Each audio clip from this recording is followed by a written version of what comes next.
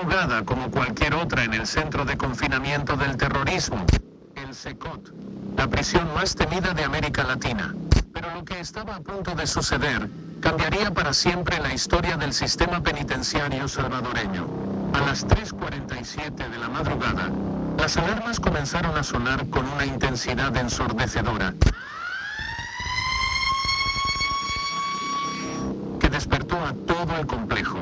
No era un simulacro, era la realidad más brutal que El Salvador había enfrentado desde la implementación del régimen de excepción. 73 pandilleros de la MS-13 y Barrio 18, los criminales más peligrosos del país, habían iniciado el intento de fuga más audaz y violento en la historia del CECOT. Pero no era una fuga común. Estos criminales habían logrado fabricar explosivos caseros utilizando materiales que nadie imaginó que podrían conseguir dentro de la prisión más segura del continente. El plan era simple pero letal: volar las paredes del módulo de máxima seguridad, crear el caos suficiente para confundir a los guardias y escapar en medio de la confusión y el humo. Lo que no sabían era que el presidente Nayib Bukele había estado monitoreando cada movimiento, cada conversación, cada respiración de estos criminales durante semanas. El sistema de inteligencia más avanzado de Centroamérica había detectado la conspiración desde sus primeras fases, y ahora era el momento de demostrar que en El Salvador, bajo el liderazgo de Bukele, no hay criminal que esté por encima del Estado. La operación que estaba a punto de desencadenarse sería recordada como el día en que la justicia salvadoreña envió un mensaje claro al mundo: con el crimen no se negocia, se elimina. Los explosivos caseros habían sido fabricados con una precisión que sorprendió incluso a los expertos en seguridad, utilizando productos de limpieza, medicamentos y pequeños componentes electrónicos que habían logrado introducir a través de una red de corrupción que involucraba a 3 guardias traidores. Los pandilleros habían creado dispositivos capaces de abrir brechas en las paredes de concreto reforzado. El líder de la conspiración era conocido como el Demoledor, un pandillero de la MS-13 que había aprendido técnicas de explosivos durante su tiempo en las Fuerzas Armadas antes de caer en el mundo del crimen. Su plan era meticuloso: dividir a los 73 conspiradores en 3 grupos de ataque simultáneo, crear múltiples puntos de explosión para dividir la atención de las fuerzas de seguridad y utilizar el caos resultante para abrir un corredor de escape hacia el perímetro exterior. Pero el Demoledor había subestimado gravemente la capacidad de respuesta del sistema que Bukele había construido. Cada celda del CECOT estaba equipada con sensores de movimiento ultrasensibles, cámaras de visión nocturna de última generación y micrófonos direccionales capaces de captar conversaciones susurradas a metros de distancia. El sistema de inteligencia artificial desarrollado específicamente para el CECOT había estado analizando patrones de comportamiento, detectando anomalías en las rutinas diarias y monitoreando las comunicaciones codificadas que los pandilleros creían secretas.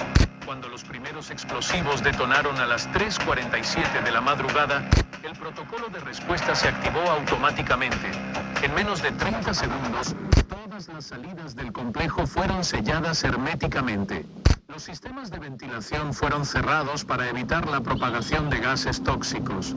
Las luces de emergencia se encendieron, iluminando cada rincón del CECOT con una intensidad que convertía la noche en día. Y lo más importante, el presidente Bukele fue notificado inmediatamente en la casa presidencial, donde había estado esperando este momento durante semanas. La primera explosión resonó como un trueno en el módulo C, donde estaban confinados los líderes más peligrosos de la MS-13. El estruendo fue tan potente que se sintió a kilómetros de distancia, despertando a los habitantes de las comunidades cercanas, que inmediatamente supieron que algo extraordinario estaba sucediendo en el CECOT. Las paredes de concreto reforzado, diseñadas para resistir terremotos y ataques con armamento pesado, se agrietaron, pero no cedieron completamente. Los pandilleros habían logrado crear una brecha de aproximadamente 2 metros de ancho, suficiente para que comenzaran a salir en fila india hacia el corredor principal. Pero encontraron del otro lado no era la libertad que habían imaginado. Era una trampa perfectamente orquestada por el sistema de seguridad más avanzado de América Latina. El segundo grupo de pandilleros, liderado por La Sombra, un veterano del barrio 18 conocido por su frialdad y crueldad, había logrado detonar sus explosivos en el módulo D con resultados similares. La explosión había sido aún más potente, creando una nube de humo y polvo que oscureció completamente el área. Pero las cámaras térmicas instaladas en cada corredor seguían funcionando perfectamente, mostrando en tiempo real la ubicación exacta de cada fugitivo a los operadores del centro de comando. El tercer grupo, comandado por El Fantasma, había enfocado sus esfuerzos en el módulo de aislamiento, donde estaban los criminales considerados más peligrosos del país. Su explosión había sido la más calculada, dirigida específicamente hacia la pared exterior que daba al patio de ejercicios. La detonación había creado un agujero lo suficientemente grande como para que varios hombres pudieran pasar simultáneamente, y por un momento pareció que habían logrado su objetivo. Los 70 objetivos específicos, y sus disparos habían sido coordinados para maximizar el impacto psicológico sobre los fugitivos restantes. La muerte de los líderes de cada grupo había sido prioritaria, siguiendo la doctrina militar de cortar la cabeza de la serpiente para desorganizar completamente a las fuerzas enemigas. Los equipos de asalto que habían operado en el interior del CECOT estaban armados con fusiles de asalto de última generación, granadas de administración pública. Pero más allá de los análisis académicos y los debates diplomáticos, la realidad en las calles de El Salvador hablaba por sí sola. Las estadísticas de criminalidad continuaron disminuyendo mes tras mes. Los índices de inversión extranjera alcanzaron niveles históricos. El turismo comenzó a florecer en un país que durante décadas había sido considerado demasiado peligroso para visitar. Las remesas de los salvadoreños en el exterior aumentaron significativamente, reflejando la confianza renovada en el futuro del país. Los jóvenes que antes veían en las pandillas su única opción de supervivencia, ahora tenían acceso a programas educativos y oportunidades laborales que les ofrecían un futuro legítimo. La operación del CECOT se había convertido en un símbolo de la transformación de El Salvador, pero también en una advertencia para cualquier organización criminal que considerara desafiar la autoridad del Estado salvadoreño.